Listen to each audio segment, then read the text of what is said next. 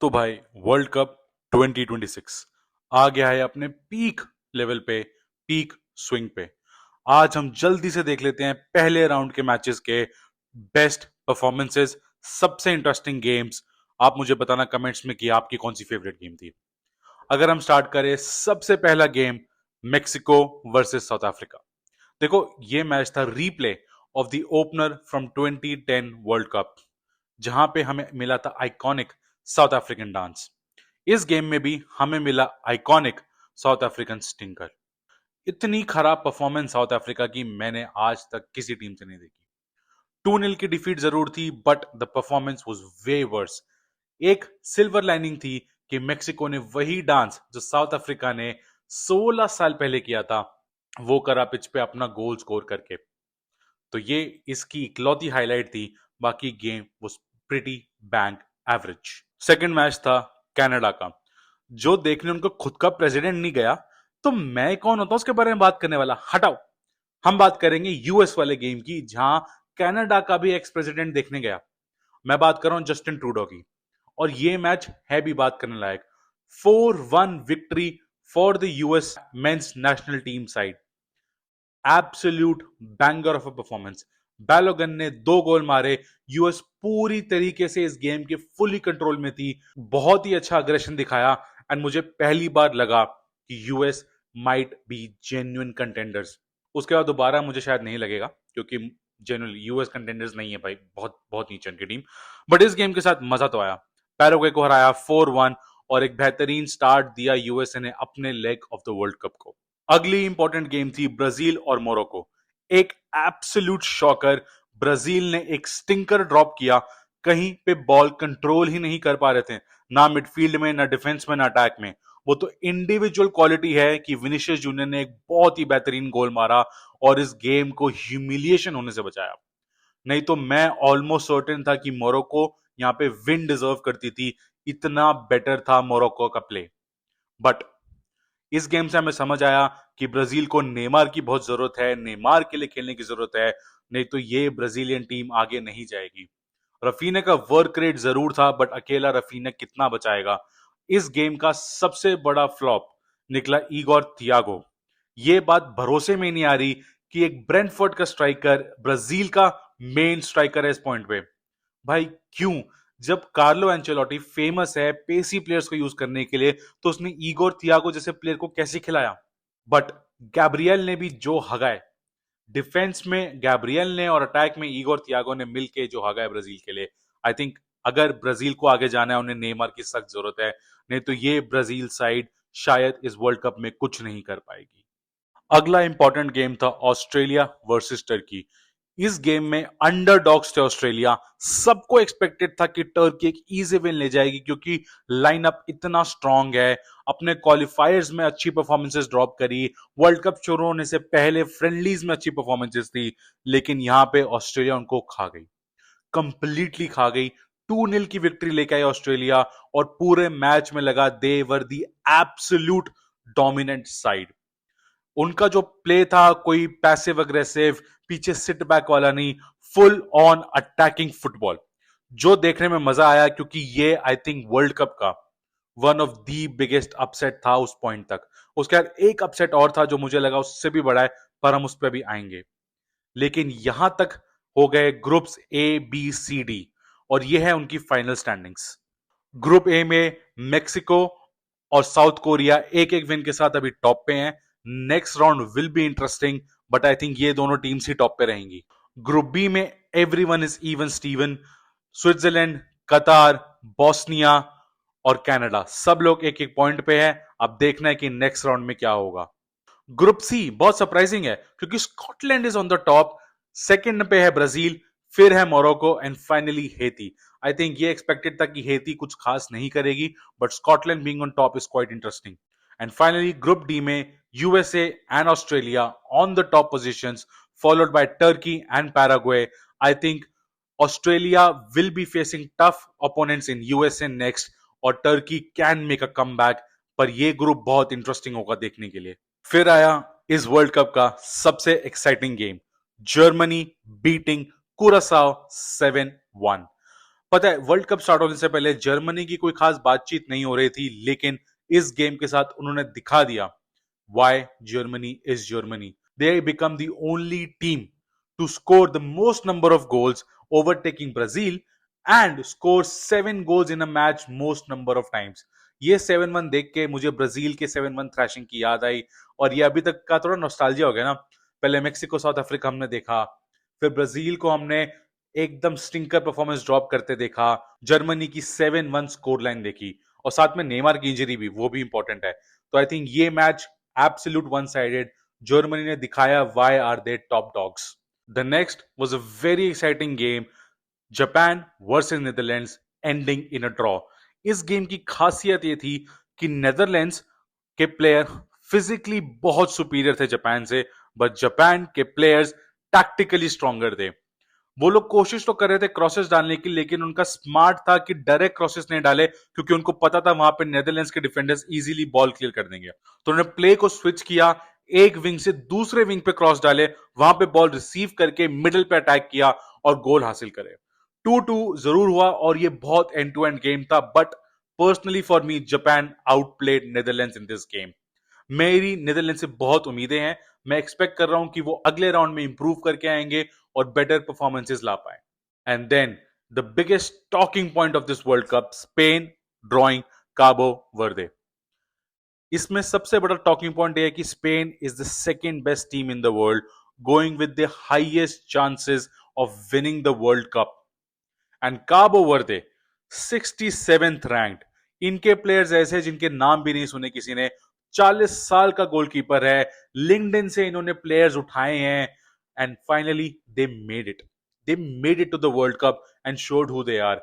The highlight of this game was Vozinha, उनका goalkeeper, जिसने एक के बाद एक बेहतरीन सेव करे, एक क्लेम टू फेम हुआ उसके लिए और वो बहुत ही फील गुड स्टोरी थी। लेकिन आई थिंक एक बहुत इंपॉर्टेंट पॉइंट जिसके बारे में बात उतनी नहीं हुई, Cabo Verde were excellent but Spain was absolutely shit. अगर आप देखें स्पेशली फेरान टोरेस इतने चांसेस मिस करे, मिडफील्ड से स्पेन इनफ चांसेस बना ही नहीं पा रही थी। भाई this game was a disaster class from Spain. They missed Nico Williams and Lamine Yamal massively, और अगर ये दोनों वापस आएंगे तो शायद स्पेन बेटर परफॉर्म कर पाए। अगला बड़ा गेम था France versus Senegal, Mbappe versus माने। भाई दिस गेम फ्रांस ने हमें दिखाया कि केमिस्ट्री कितनी इंपॉर्टेंट है टीम के लिए। पहले हाफ में फ्रांस में वो थी ही नहीं। The first half of this game France बहुत बुरा खेली, बॉल कंट्रोल नहीं, चांस क्रिएशन नहीं। सेकेंड हाफ था जहां मुझे लगा कि France were doing better.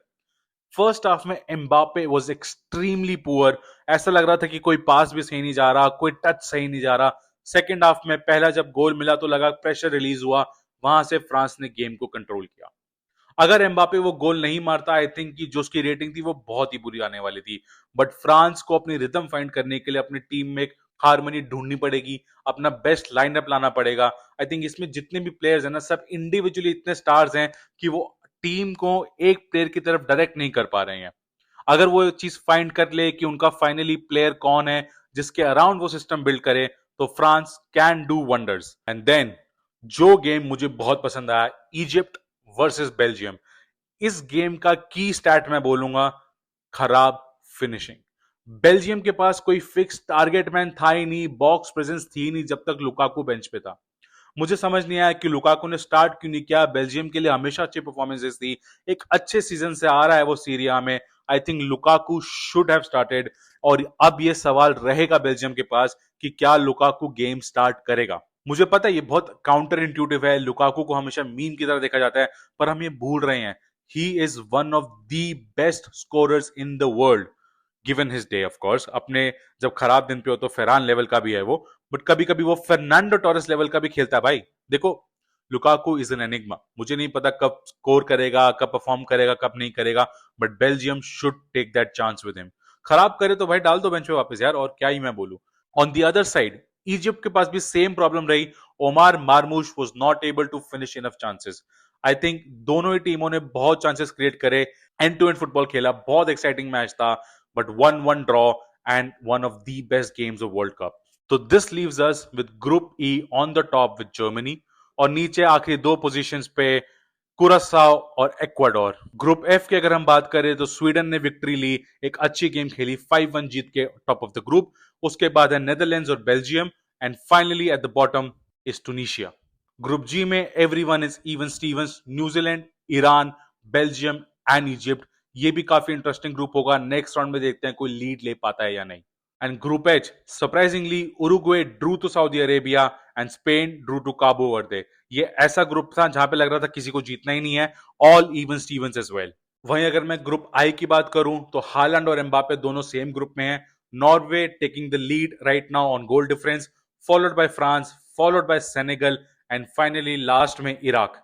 I think ये ग्रुप जो टॉप 2 टीम्स अभी हैं वही क्वालिफाई करेंगी, बट विल सी। उसके बाद आता है इस वर्ल्ड कप का भाई सबसे important match, Argentina facing Algeria. Lionel Messi master class undoubtedly. जहां हालांड ने 2 गोल मारे, एम्बापे ने 2 गोल मारे, मेसी ने दिखाया why he is still the best player in the world. Hat trick on the world cup debut this year, छठे world cup में अपने, he equals the record from Miroslav Klose of most goals in world cup, and साथ में सबसे ज्यादा अलग world cups में गोल मारने का। अभी एक रिकॉर्ड और बचा है, वो है हाईएस्ट असिस्ट का। I think Messi will achieve that as well in this world Cup. पिछले ही मैच में जहां एम्बापे ने उसका रिकॉर्ड तोड़ा था, मेसी केम बैक और रिकॉर्ड को वापस क्लेम किया। It was spectacular from Argentina. उसके बाद आया मेरे ख्याल से इस वर्ल्ड कप का अभी तक का worst performance from Portugal. Portugal इस वर्ल्ड कप में बहुत हाई होप्स के साथ जा रही है। क्रिस्टियानो रोनाल्डो का लास्ट वर्ल्ड कप है, 6th वर्ल्ड कप है उसका, और एकदम लोडेड स्क्वाड के साथ काफी हाई एक्सपेक्टेशंस थी। पॉली मार्केट पे नंबर 3 पे थे वो, बट इस परफॉर्मेंस के बाद काफी ड्रॉप हुआ। बहुत खराब performance. Ronaldo looked absolutely poor. वो सही पोजीशन में आ ही नहीं पा रहा था। रोनाल्डो की सबसे बड़ी खासियत यह है उसकी पोजीशनिंग और फिनिशिंग, और इस गेम में उसकी positioning was just poor. Congo had more shots than Portugal and controlled the game far better than Portugal. एक गोल जरूर उनको जल्दी मिला था, लेकिन उसके बाद Portugal could not double down on it, और ये बहुत सरप्राइजिंग था। आई थिंक इसके बाद Portugal should recover and perform better. I hope they do, क्योंकि ये ड्रॉ बहुत खराब था। 1-1 पे एंड होना is not something that I expect from Portugal. और उसके बाद आया इंग्लैंड वर्सेस घाना। इंग्लैंड ने बहुत ही बेहतरीन परफॉर्मेंस डाली, एक के बाद एक अटैक बिल्ड किया, गोल्स मारे 4, 2 मारे केन ने, एक बेलिंगम ने, एक रैशफोर्ड ने। इस गेम का जो फर्स्ट हाफ था, वर्ल्ड कप का अभी तक का बेस्ट फर्स्ट हाफ था। बहुत एंड टू एंड, गाना was not letting England settle at any moment. एक गोल अगर इंग्लैंड मारता था तो गाना जवाब में एक और गोल मारती थी, और 2-2 पे फर्स्ट हाफ एंड हुआ। सेकेंड हाफ में Bellingham scored early, and then when Rashford came on, Rashford completely took the game. I think Rashford की ये one of the best performances थी in an England shirt while coming on as a sub. सिर्फ 18 से 20 minute का game खेला और उसने इस गेम को पूरा कंट्रोल करा। आई थिंक उसको एक क्लब डेफिनेटली मिलना चाहिए इस परफॉर्मेंस के बाद, and what ever price tag United मांगे उसके लिए मिलना चाहिए। बहुत ही बेहतरीन परफॉर्मेंस, 4-2 की victory. Definitely England are now very strong contenders for the world Cup. तो ये वीडियो रिकॉर्ड करने के टाइम तक England are on top of their group. वहीं पे पोर्चुगल और कॉन्गो 1-1 के ड्रॉ के साथ ऑल्सो लीडिंग देयर ग्रुप, क्योंकि अब उनके ग्रुप का दूसरा मैच नहीं हुआ है। But this world cup is now really shaping up. काफी फायरिंग परफॉर्मेंसेस। एक जो की है कि इस वर्ल्ड कप में बहुत प्रॉब्लम्स रही हैं, कहीं पे गोलियां चल गई, कहीं पे सांप दिख गए, कहीं पे टोर्नेडो आ गया, कहीं पे वीजा रिजेक्शंस हो गए, बहुत कुछ। लेकिन अब it comes down to the football, and football में this world cup is delivering. इससे ज्यादा मैं कुछ नहीं मांग सकता। एक जो चीज मेरे को खटक रही है वो है हाइड्रेशन ब्रेक्स। भाई गेम का फ्लो, गेम का टेम्पो पूरा खराब हो जाता है। कोई प्लीज इसको हटाओ यार, प्लीज। बट एनीवे, आप मुझे कमेंट्स में बताओ कि आपकी क्या प्रिडिक्शंस है, एंड आपको अभी तक इस वर्ल्ड कप में क्या बढ़िया लगा। Let me know.